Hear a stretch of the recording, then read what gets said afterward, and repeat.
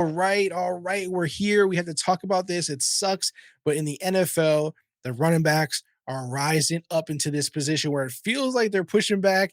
It feels like they want to start a damn union at this point.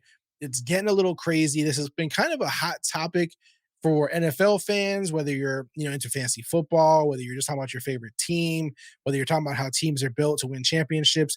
This topic of running backs has always been a thing. So, like, if a team drafts a running back really early in a draft, a lot of people boo-hoo it. They say it's not a good idea. Running backs are so replaceable. Why would you draft a running back so early? This is the same thing when it comes to running backs contracts.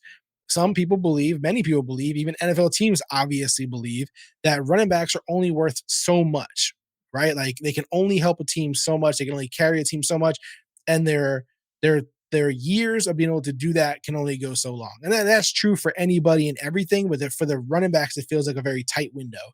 So you have guys coming up across the league right now: Josh Jacobs, Saquon Barkley, Dalvin Cook, Najee Harris. All these guys are talking about this topic, and some are really pushing back right now. And we'll start with, let's go ahead and start with the Saquon Barkley comments first.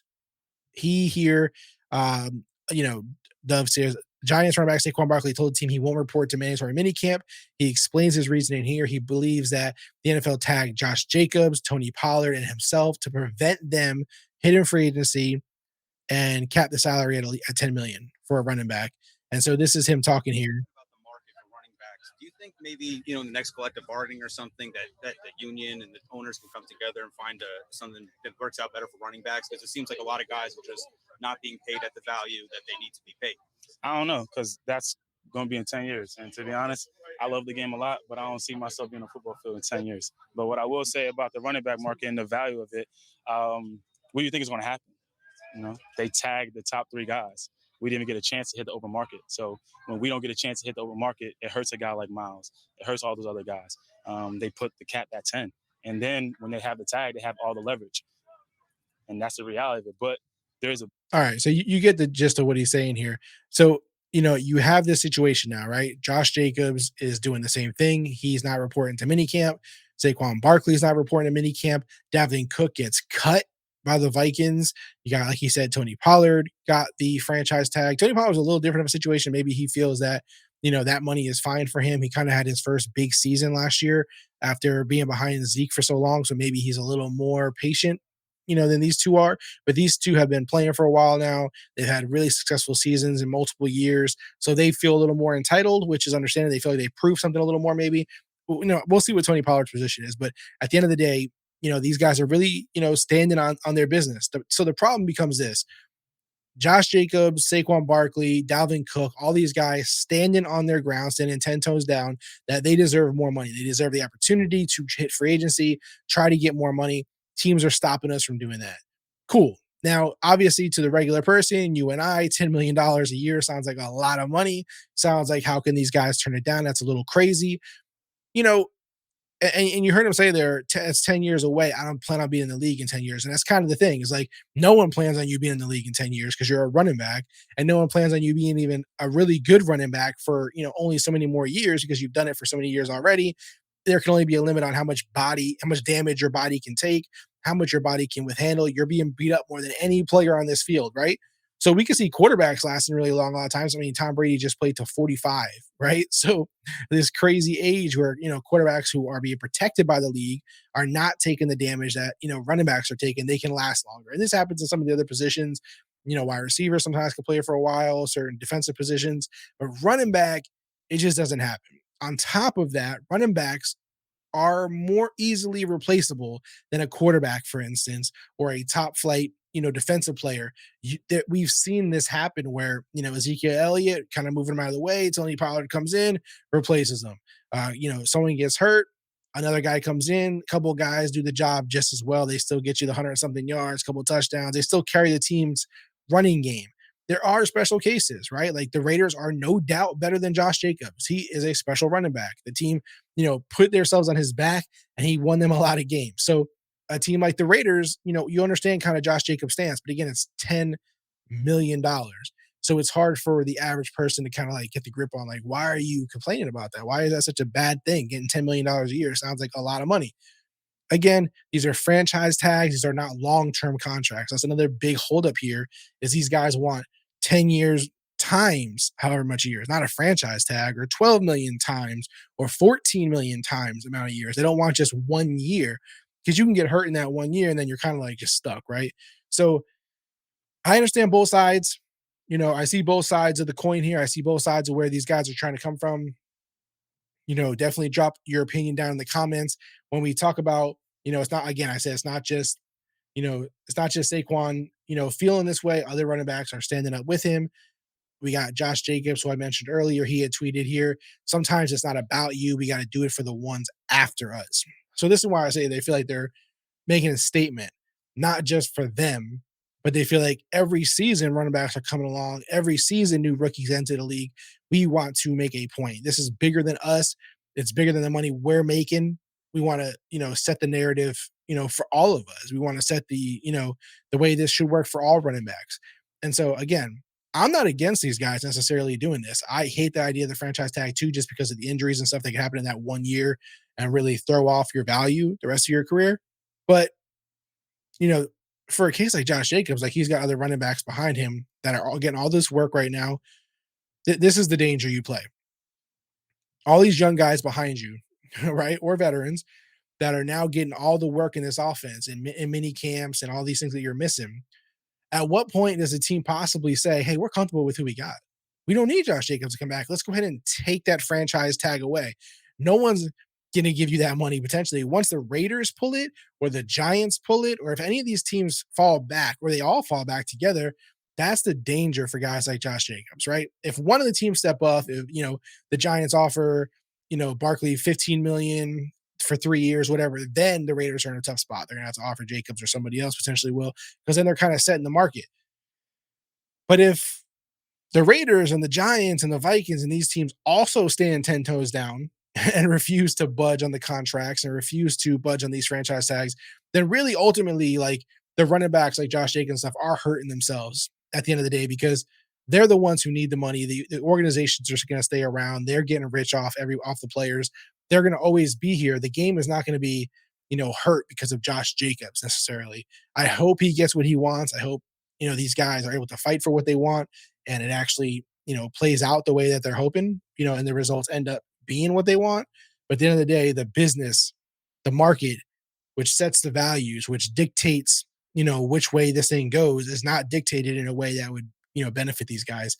Najee Harris said this. To see people like that get released, he's referring to Dalvin Cook, especially in my position. It's like, damn, what did they do? And is it because of their age? You know what I mean? Dalvin Cook is coming off multiple 1,000-yard seasons. What? I don't know. Is it money from the team? They got to pay somebody. I don't know, but it's eye-opening for sure. So a guy like Najee Harris here is getting, that treatment now on, this is going to be coming for me too at some point. And this is why, the strength in numbers will happen if guys get behind Barkley and Jacobs and other running backs really push for this. It's potentially they could, change something. They could fix something. We'll see. Again, this also opens the idea of, as we keep mentioning, Dalvin Cook was cut.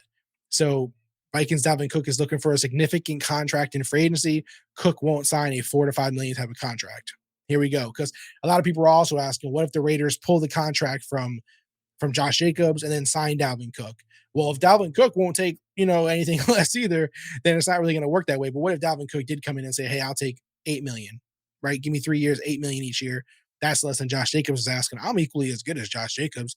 That's how he may look at it. It may actually work. Who knows? Again, another position to take. But for the running backs to really gain leverage here to gain, get accomplished what they're trying to do, he can't do that, right? Because again, him taking a lesser deal will hurt everybody else at the position and the job they're trying to get done. So, I mean, again, I'm curious. Do you guys think that the running backs deserve more money? Do you think they should deserve these longer contracts, or do you think teams should stay in their ground where they feel like, hey, you guys are easily replaceable compared to other positions. Your guys' careers don't last as long as other positions. We can't bend over backwards for you guys and give you all this money that you're asking for because just the market doesn't dictate it. One other thing here. Let's go to this one. Le'Veon Bell, we all know, is famous for a situation like this when he was with the Steelers.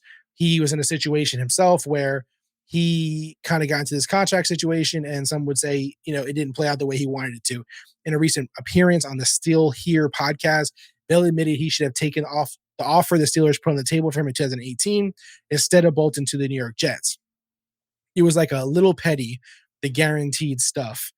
I'm thinking, could I have just ate it? Yeah, I probably could have. Yeah, I probably could have ate it. I probably really could have ate it. So this is again a situation where he's admitting that it wasn't a good situation for him. He did sit out the entire 2018 season and demanded a guaranteed contract that the Steelers were unwilling to give him. He wound up signing with the Jets, where he had an unproductive season and a half. Although he's still just 31 years old, he has not played in the NFL since 2021. This is what you don't want to see happen to Josh Jacobs, Saquon Barkley, Dalvin Cook. Don't play yourself out of position. Don't play yourself out of a job. Don't play yourself into a bad, a worse situation.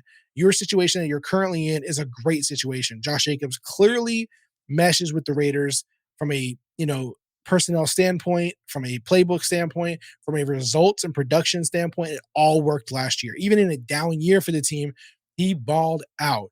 Sir, don't play yourself out of that, Josh Jacobs, right? Like, don't play your position so hard where you're trying to, quote unquote, change the game or prove a point or feed an ego, and just get yourself. I believe the Raiders would work out just a regular deal with him, right? Like 10 million a year for how many years? I don't know if he's thinking I want more than that. That's what I'm thinking of, right? Barkley, he wants more than the 10 million, right? So these are where the issues come up. This is what these guys are fighting for. We'll see ultimately who wins in this, debate, in this argument, in this position, in this battle, if you will. It'll suck if the running backs really get hurt by this, really get burned by this, and end up. I don't want to see more Le'Veon Bell situations. I really don't. I don't want to see Josh Jacobs end up like Le'Veon Bell. I don't want to see Dalvin Cook or Saquon Barkley end up like Le'Veon Bell. I want their careers to end up more productive, more fruitful. I want it to work out for the teams they're on. I want the contracts to be good for both sides of the lanes here. You know what I mean? Like both sides of the table. Let's just make it work, guys. Let's figure it out, because I would hate to see anyone, do worse because of this. And ultimately, we know that the team will likely not end up with the bad side of this. It'll most likely be the player. The players will likely be the ones hurt because the organization is in a position to, do everything they can to not, be burned by this, right? They'll save the 10 million they were going to pay you. They'll apply it to somebody else. They'll get other running backs in there, younger guys, other vets, mix it all up, and they'll still find success in a running game. It's just the way it is. It's just unfortunate. It's the way it is. They will not be like Josh Jacobs. It will not be one player as good as Saquon Barkley. It will not be one player as good as Dalvin Cook potentially, or it might. And that's the risk you're running here. So hopefully everyone can figure this out and get it squared away. But again, drop in the comments. Do you think the teams should back off and give these running backs what they want, or should the running backs acknowledge the true value of the market? It is what it is. Sign those deals, get their couple year contracts for 10 million plus, and move on and be happy. What do you think? Let us know in the comments. We want to continue the conversation there. Now, as always, once we're done with topic number 2, it's on to number 3.